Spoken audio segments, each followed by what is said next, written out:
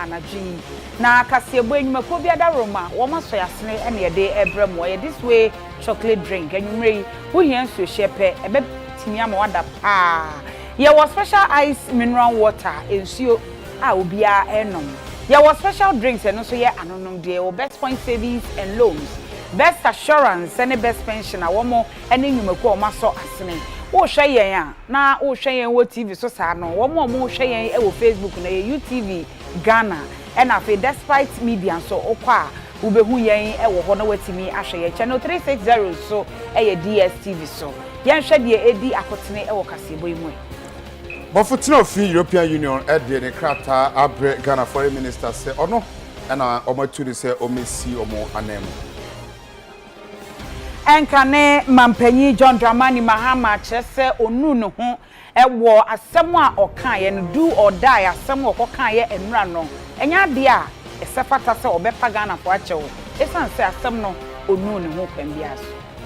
UTV patamo djumadi ayedi okọ yulokrobo mensinu mu ewo apie mantem nso a eye nkrakan omudwa no so no bola bia esum ho no nya de a eye anisokra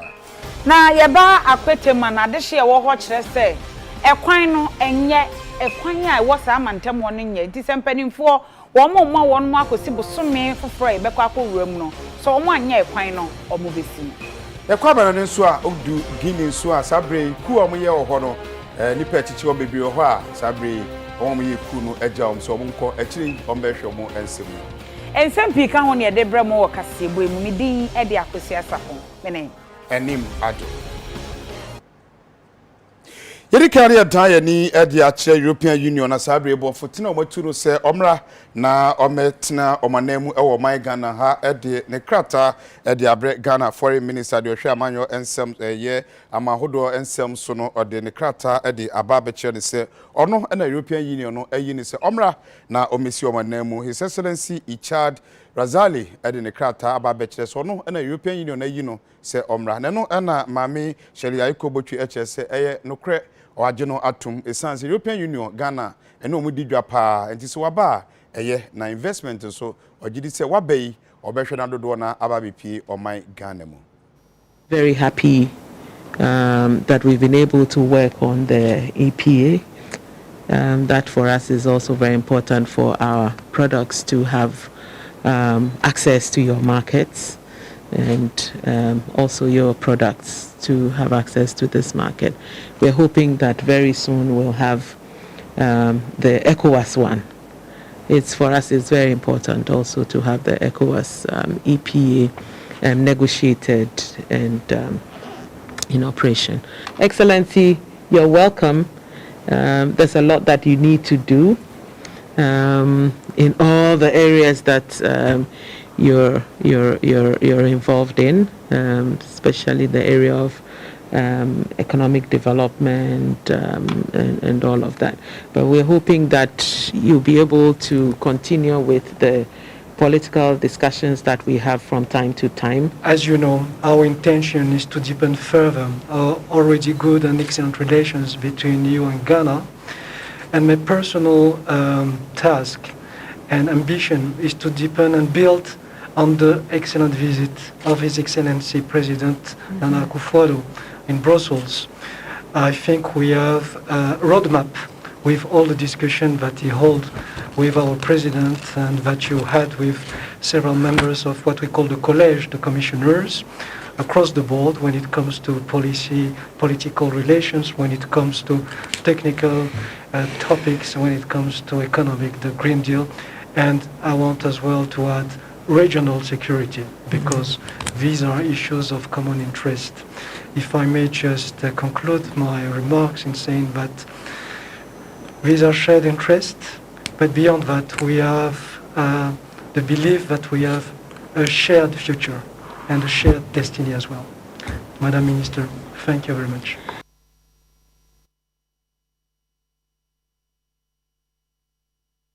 Kane mampanyi John Dramani Mahama edi atudwa se na semu a wokan ye do or die a okọ radio interview ewo techima na odi etudwa no enya de a wobetwe asan na sa asem yi e na o kire se eye brofo kasa ye kan eno no ayese kasakoa eno ekyere se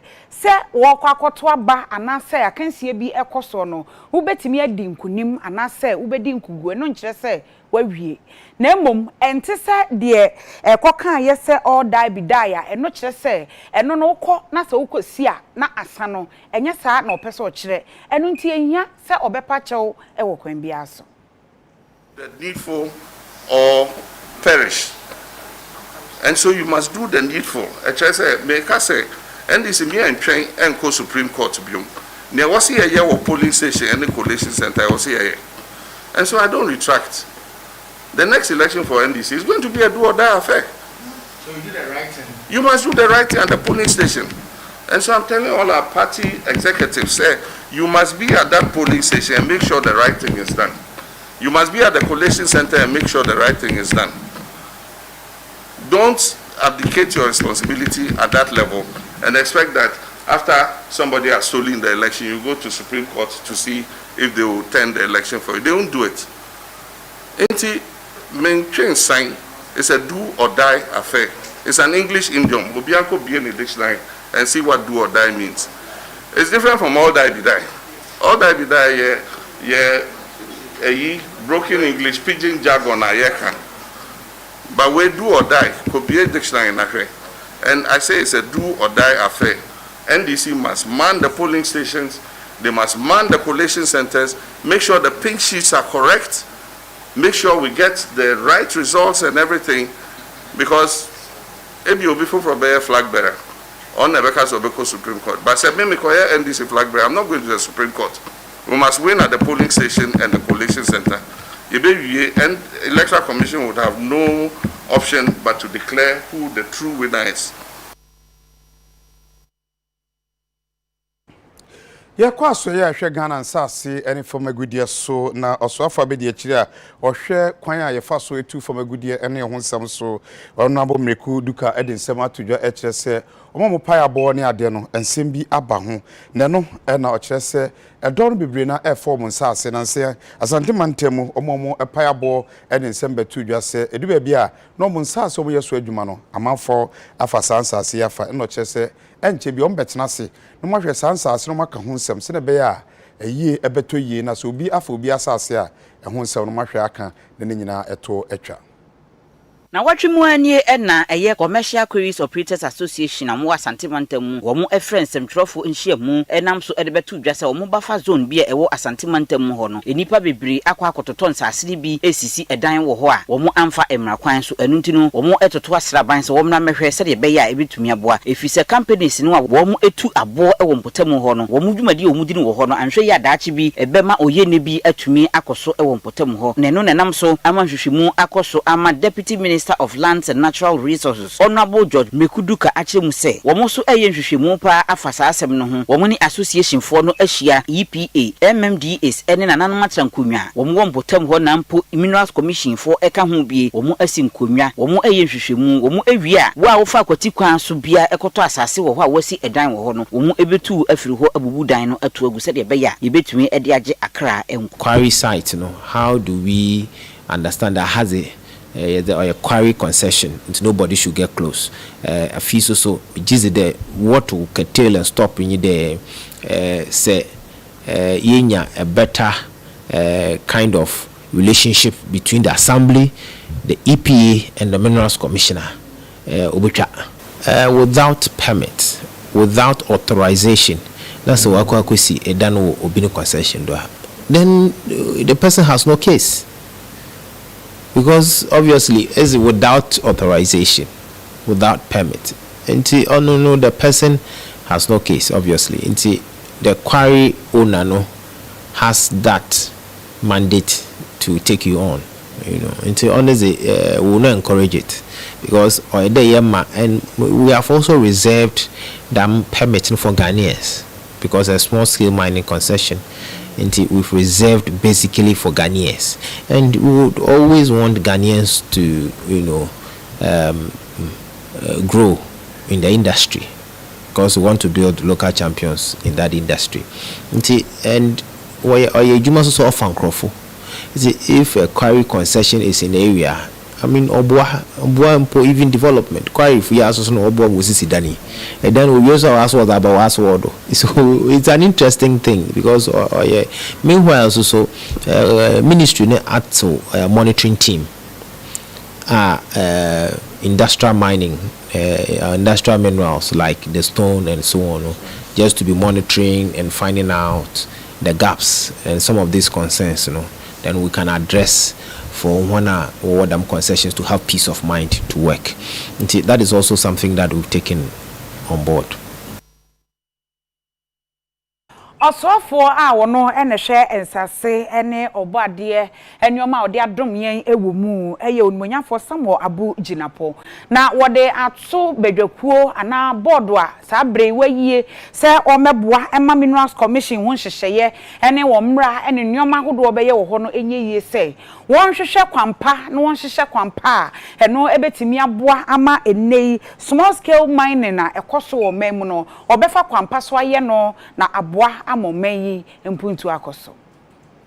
Oswafo hwe ensase eni obade nipa atwa ye ho ahia Honorable Samuel Abu Jinapo ene gina aban enamu etoto sere board members ayada wo mo adi se wo mo emehwe emoa na asoye hwe ensase eni obade nipa atwa ye ho ahia no wo mo ebetumi adi wo mo adwuma eyi na eno na wode eto wo mo anim se wo sere wo mo ada wo mo emra emetoto eniema yi se de be ye betumi aboa na sika kokwa ye tunu nkumankuma na eye small scale mining no wo mo ebetumi ahye mu kina amanatumi adi mu na wo kire mu se aban enyade a otia se wo yebetu sika kokko nketwa ewo omanga na mu na de ompene se yebetu sika kokko no na ye de essence ase ene akwaya ahodo ewo omanga na mu enu ntini board no emra na wo mo emeboa na yentumi emmo yensase ne yensuo hu eban within which we can strike that delicate careful balance between promoting responsible small scale mining and jettisoning illegal mining and its obvious adverse consequences. It's a delicate rope to walk on, where we will have a viable, robust, responsible small-scale mining, which contributes to the national economy. For a lot of people don't appreciate that the contribution of gold to our GDP is enormous, and the revenue the state gets from the gold industry is huge. And indeed, small-scale mining contributes 40% of Ghana's gold output. We are today the leading producers of gold in Africa and the sixth in the world. It is so because of the contribution of small-scale mining. And so the policy of the president is not to frown upon small-scale mining. What we are against is irresponsible small-scale mining. And the board will have this huge responsibility, and the country will be watching how you are going to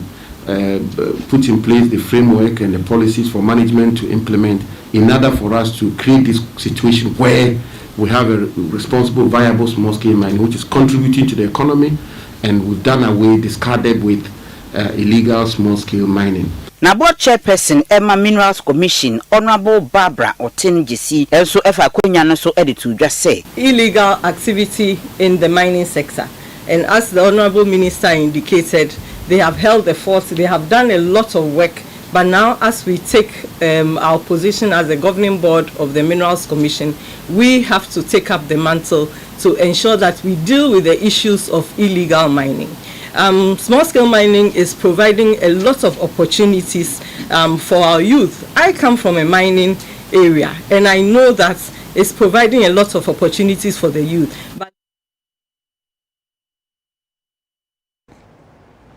ya twansem no so na yakwa ahoma so na sen na edin semi beto wanim se woda wani ekwa asantimantema jachi pram so senior high ensem bi ekosi o head teacher didin di owura Donko Francis ekotwa ma bi atum se otwa ma trofo ni an se abayo bi anidin ede Mary emsefum so bi bae ema de ekotwa na ma no ekoboro so na no na enei ensema efi asoya ehwe ye homasua so eba chese Oswafo ora educhum asoma ne kasamafo so onkohwe se de enoma esi etene kwa homa so na ye ne Mr. Emmanuel Kwasi Kwatin enkasa ne ntie okoye no na nansese ora Kwatin wotimi nka ayemo adwo eba UTV so anyimre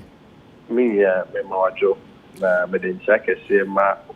studio for ne ahwefo nyina so omunyina age so yanya ntie se so okoye na baya no akwaya asabia teacher ni no so ya se onya nchen kakra de keka ho ne ade no ene sen me say mo feed so na mo my feedback no and abrevia no me the media na say I mean for more critical role in national development especially with education me mo feed so na yinyina ihu bi and na eni ha kapa say o share young girl allegedly na you say you trying ma ama na tia papa I mean on the pictures na ihu ye nti yehu ya no me before cry me hu name is honorable minister Friday wo hu pepe nti wa no direct me say quickly quickly get in touch with the lady in question na they say the most important thing they say is to ensure say the lady first of all no, her condition is stable now a very in safe condition na bibisa so quickly na me friend Mary no menene kasa baby and she assured me say she has been to the hospital and the condition is very stable and for you but they say enra and a directive by from the Ghana Education Service that is a coup and answer and crabata or pre-tertiary education make up pre-tertiary I'm referring to from education and more from KG1 adeba to the secondary level and of course yes secondary schools now social mass including even teacher and teacher or employer that is their employer. And they also came in, of course, more rules and regulations, their conduct, code of conduct, and their teacher they also follow. And of course, I mean, we share some rules and regulations. So, no, currently, you need anything like corporal punishment. It will must say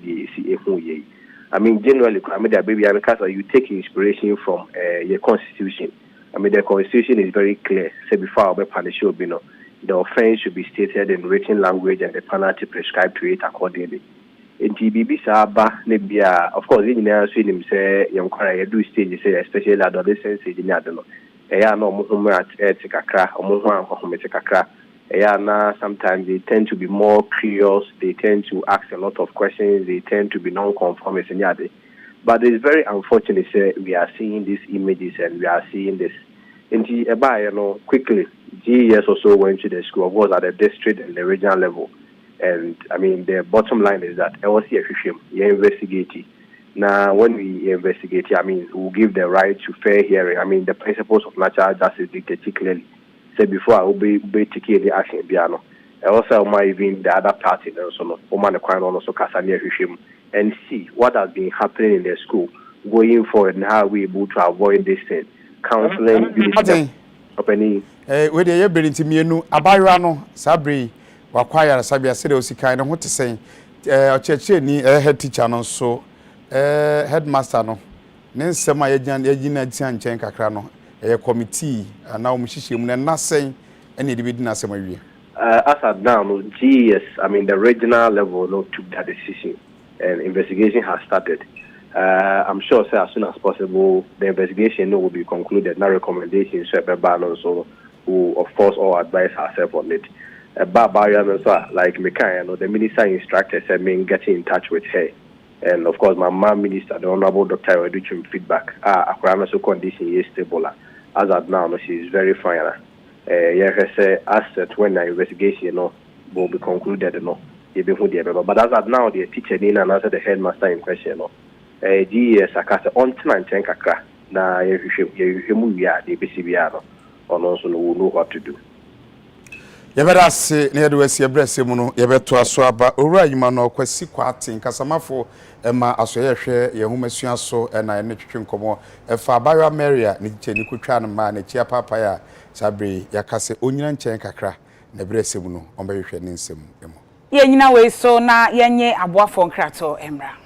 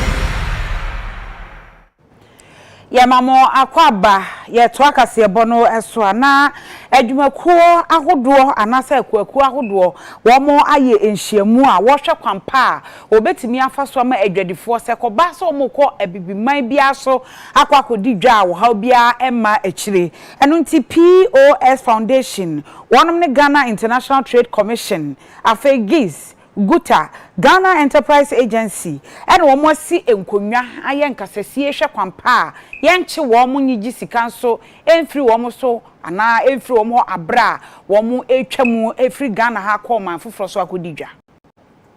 ya pese hwehwemu se yenuanom ene maamenom ma etutu tukwan kofa no ma wo amanone amama so deba se bia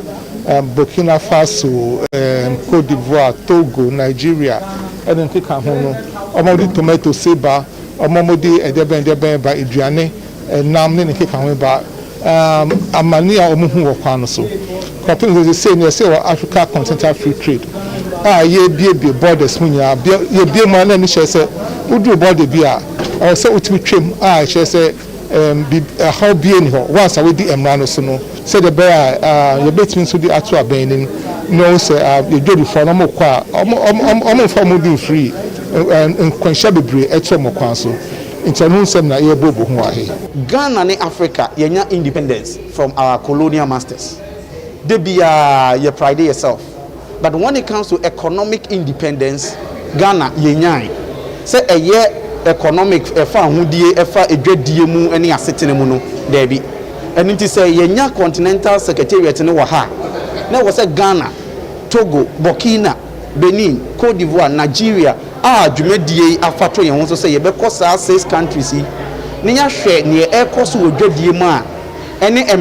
emra ekekere edwadie a emwa edwadifo efise say wo sika ontena wo bi ntieti afa ahudie so sanso na se wonso uye dwuma na obi pese o se na wonso nhwe se obi unpako be se wadwuma enu nti no human right thrive in development and development have human right as a partner towards development sena nsen kra yenuanom wo aflawo ene elibo no mo eco demonstration se ye to border mu kra wo muntimi ni wo mudwumadie nti ama wo ho akere mo that's a hiapa especially yenuanom ma no eho na wo modwumadie na fapemo wo betia yenuamma no mom si ekutogo ebisi ekọ Benin ebisi ekọ Nigeria mo ede enobai bi te se tomatoes eni je ne ekọ Burkina Faso ekọ Niger wo mo nso ebeba Ghana ha abeto ibodie eni ngika na se moti ana avi Abidjan fonso eba Ghana beto bodie na se yesi na ye betimi anya ye die bia na se cross border trading activities no ho on faso pa me madwen kra na wo mon set desk bi complaints desk ta ebe mu bia obetu kwan bi obekwa akohia sa consider bia wo ba be ka kire wo mo na wo mo so ahwe tu ho anom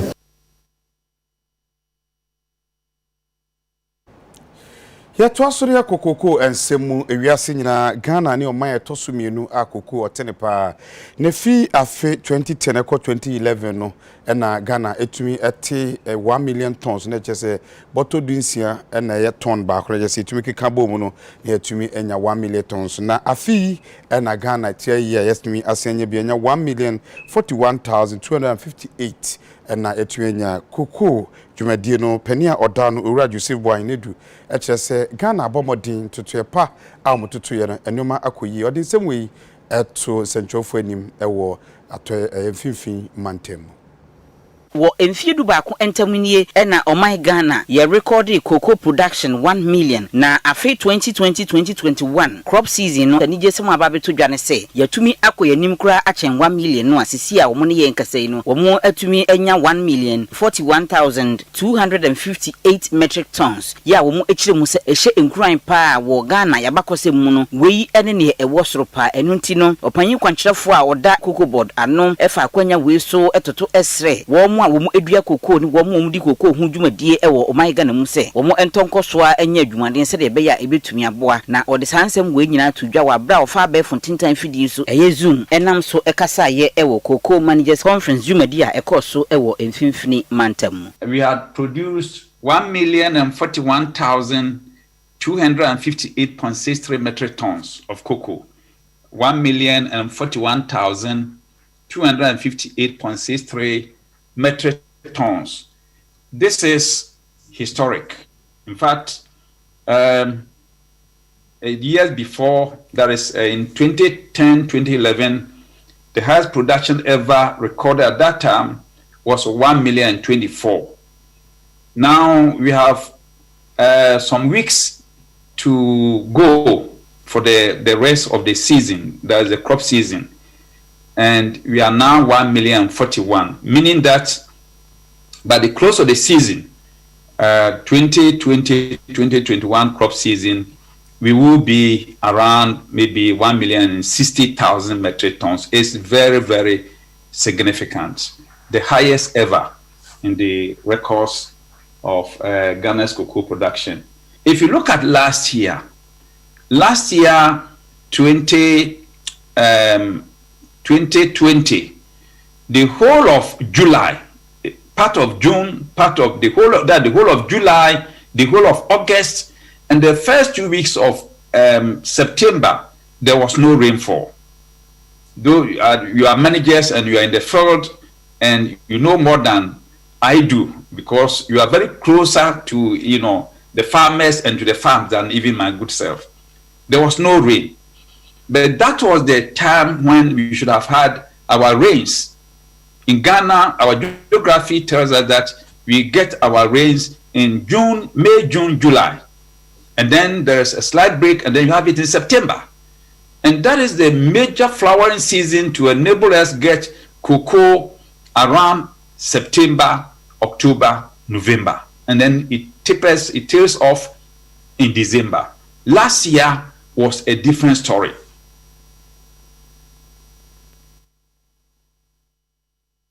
Enkran tem so afo I fato no so so obema enkran ayekfe na aye kama nti wo mo tetete kwan ho wo tu wo mo ba bia wan famra kwan so na obetena ho no na watu e de afiri ho wode na ni no wakakopie mu ewo okan kwe north mensini ni mu ba bi etese abeka kweteman achimota ene ne potemu ne ho no na okohu se nipa miensa bia omo de bola ene omtutu go Wamumfa kwampa so nti yaso omo pa achi ama nchiremu so aba.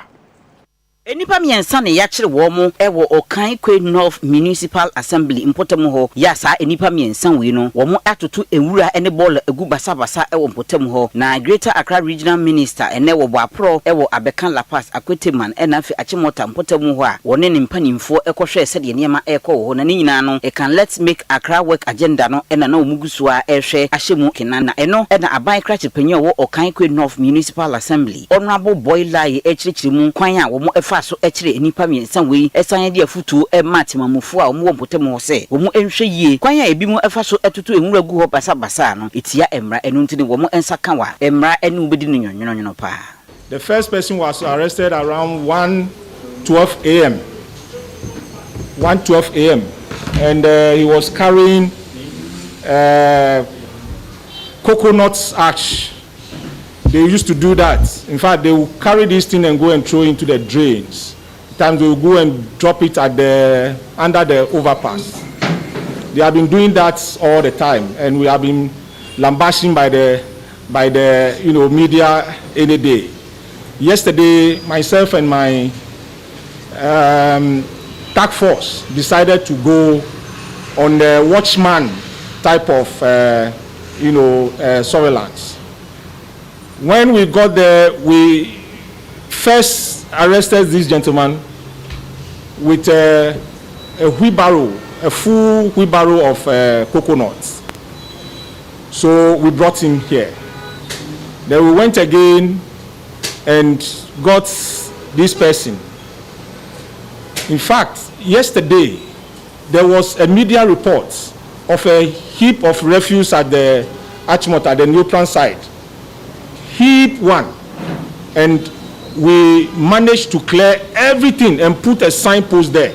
for anybody at all to know that we don't allow this kind of thing again. Lo and behold,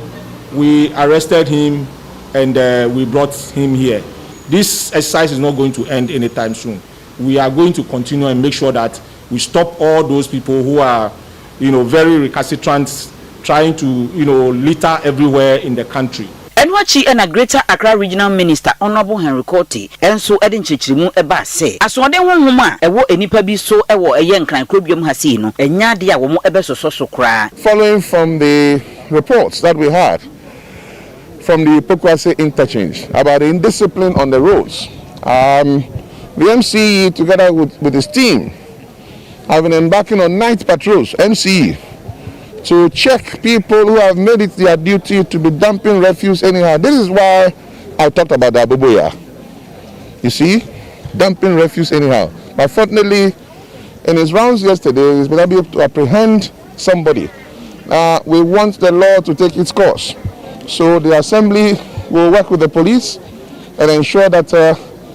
these people are sent to courts for the law to take its course. Yegusuri kasebo emamo UTV so yetwe ho aba yeba yebeto kasebo no eso.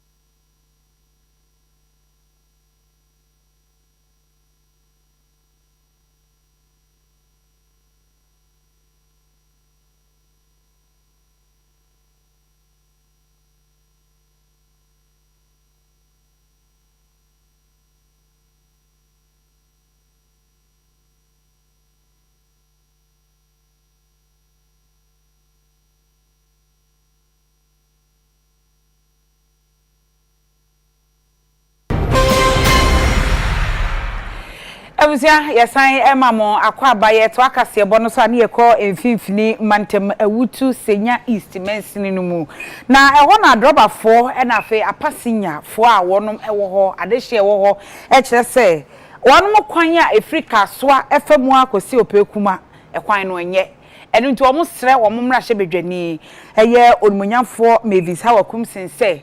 wonfa no anibre so ene ntem so no menye kwan no ema wo na wo UTV ye community watch dwumadi a ye die no ye kopie mu ewo opekuma ewo awutu senya East municipality ewo mfimfini mantam mu na eho no eye honorable Mavis Hawakum sin eho na wote a odi ne dwuma se emrahye bedwamni na temamufo mu mpotam ho no ekire mu se akwan ne akwantempon a wo ho no eyade a eso atutu apansampa enu nti no ama akobadie hu nsem ayedin ewo ho pa da bia wo mu esu aka ho asem ana nso mpanifo emepe ehwe enu nti no mo etoto asere mpanifo se wo mu srada akwan no enye eho aso enda bia sese wo mutumi eko na wo de ba contractor yeyi wo mu so sese wo mutumi ye adwuma wo no so no wo mo eba wo mo entene wo mo ho enye adwuma no enu nti mpanifo emepe enhwe wo se de be ya ibetumi aboa na adrobafo no bi ede UTV ekasa se pekwa kwan de aha ya adwuna nkasa ya kwan oda ho ache wo promise na wo ba me next year last year one year this year so ye hwe wo mba ese ya kai ye bo joint obi am probako opekma last stop lord friend so one drivers passengers who are to by force yes e ha akumsi ne na Addo ne mpinfo mo hwe ya kwan na maye na kwan ya ha ya adwen apem ni anabem do bi hospital onduma nko ma kafu no ba be fa no kwan ye ni ambra so so kwan edo ye mpinfo ya fa mo so a omo yom ani amode hwe ye nti yes omma mo hwe ya kwan no fa maye ne ya kwan fi akopekma last stop so omo ji 350 pesos so passengers omo promote ya aba kwan no so ye dai enye nti woso atwa price no do o da ma nti aha ya adwen pa bitia ko pekuma krom ni abema ya ye gates no so bi kota na pona amane nye ready o betwa so mpo kakra man ni yentu fa so nko utika mu pa kwa na o kwa ba in fact ya yo ho sem se ye think etika so ha na krom si na ya kwan aye se ye mpenifo ayi o mo nyomo mabuan ya de in fact ya insure tada bia ye chi he ya drivers ni to me anhwam akwachire kakra nti so du blue cross a na bia kota ni sina obey say nsuo na ire nti onko nti se passenger kitania makra na ya asem ma hantie be sere say won betimi aya ma ya ni ya na ma aboa community ni nyina afi o ma moton ene ama okwan no so nyina mfuturo aha o mokwa nti so mutimi ya abeboa ekwan we de achepa mo ya kwan abedu ya se ya akaka ndo mutimi ya man kada ni ebsra ban pa say wa ma be kwan ban dia ambande ade betu amane kura je kwan nya kura se ka na sin na obo so obi shaft tu obi hob obi ball joint yentimi kura okwan we so kwan nya kura so to kura yentimi kura amfa free mechi ha ewo hayi amina ewo hayi ka so no load free ka so ana say junction omo beduru ha na omo asinipa no omo nko ikure kuma nti eya how kesimaye ama nipa nyemukro apo na say ye de ni ko hospital a gife ye kofa ye friend say ye kofa apra e ko Liberia campansa na edi nipa kuno akọ hospital nti eya how kesa haye ye sra aban ni say ombehwe maye le ye bre wa hadodo na say obi kura pa edi ni ko hospital okowo wo kam nti we de sra na ye sra na aban behwe ye kwan no maye Yatwaso na yakwa Piemantem na yakwa Yilo Krobo district na Nkurakan eyikura ewo district na nukreni uko edwa no so a bola amanforo de sumo nukreni nkane ade a edema amanfo ben ho no enye kura so kokopie mu sesia ewo Nkrankan eyedwamu a ewo Yilo Krobo mansini mu ewo apoye mantem mu a nkra no ekirem se enema enkoyie ewo ho kura efise efi ene bola abo apeso ewo edwam ho no empanyifo ekirese pani behwe ense ka kire kura na wo mo se wo mo dwene hu bia wo mo entiase efise wo mo ti ho no wo mo etua ticket ya esese nkampanifo etumbe sesa bola ni nyina efiri ho nanso wo mo emesesa bola no emfiri ho nam so ema bola no etumi ebo piso a na ahometesem a ewo mu ene se bola no a abo apiso saa no ensuo bi edampotem ho a eben no sanso ya so na temamufo mo Nkrankan ho no wo mo esanom enu nti no sempanifo ama mepa anhwa enya de adwadifo no ekire se wo betua ticket bia biu na enhwe yesu ana ama ayade bi atumi atiasi impotem ho enu nti no wo mo enam so ede o makosem etu UTV kasefo anim se yewu papa ade na mo yesa nisi behwe mumra mumfa monim behwe Adam pese ye num poison na we dey did it kra poison kra gu ya num a anka fa so won so say bola na egu ha no ye num did it wu ya anka ye sen bola na egu ha no insuo ye friend say ya bo twa esi ho no ya bo twa na adani nsuo adani bola nsuo we toilet ni amanfo nyi sen boy yegu so beje mumra beje omoko yo munyi sen na mumocha na mu de abegu so obi chichi ni ba pampers na de abegu nsuo no obo ntimi ntina ha aha bon kan de bia ji say ye isu nose mask na ya de asha ye hwene asa na yetimi aton ade aha nya kura nsuo ta ene untimi kura nsuo ta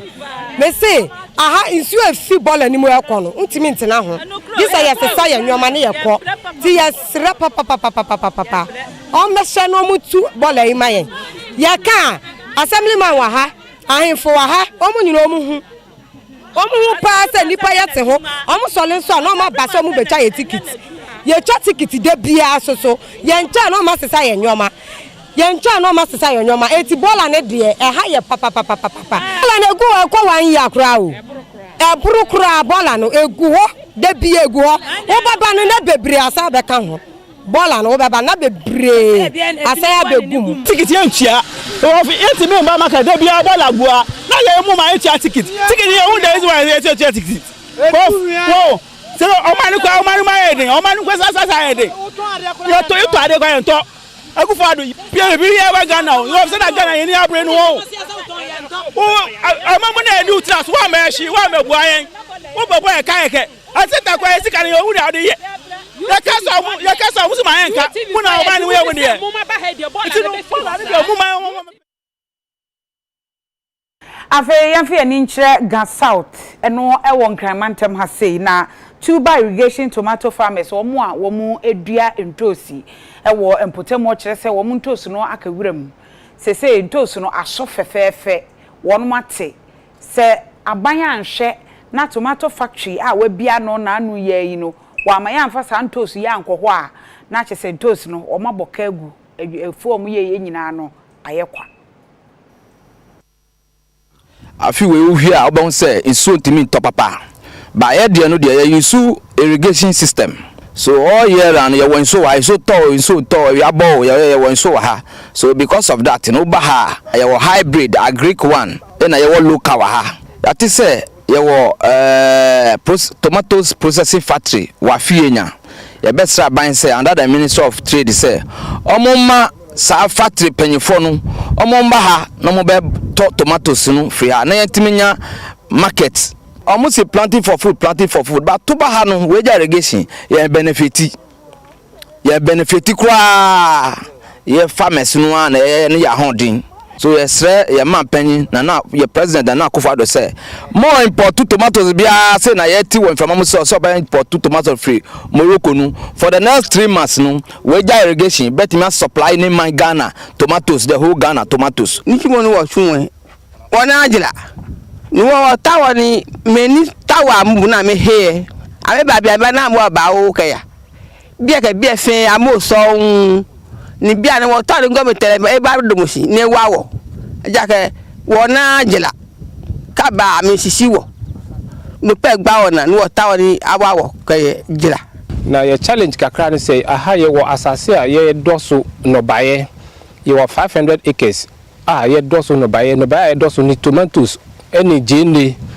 any nkroma ye pump na ye dey use iso no ana dey pump iso no bahar enu na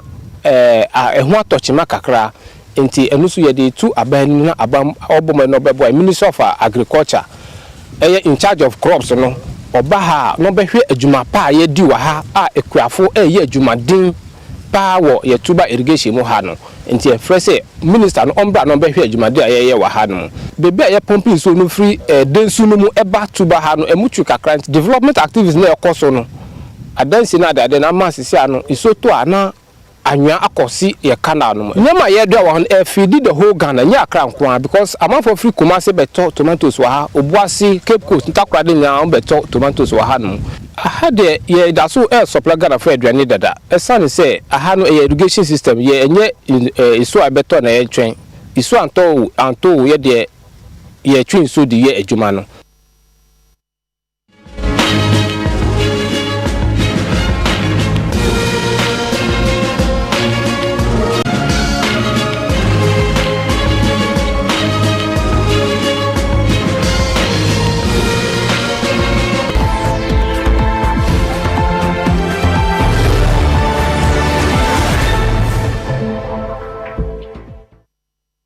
Akosua ade ba kono ayiko bi etie ne se kuadwuma no ba bi ba koye ha adwe no se ukwa kodua no nanka market no so ni nyina ya ade a se ye hwe na edi echi kwan but ayiko ye beben omuna ye na momme omuna mommo omuna anhwe ye ntosu no be ka fo na ase na ye santwofo se wa obeti afa ho bi atu wa ho no kwa obenya bi ato na ade akofie edi migidi se no so no ebebo ama na kontema mo nkrakra ai pa bibi papa nti oh my god abusia aya na ye de kase ebo no esie mi din ade Akosua Sarpong mene Anim Addo ya mamu mo ne hwa ade hye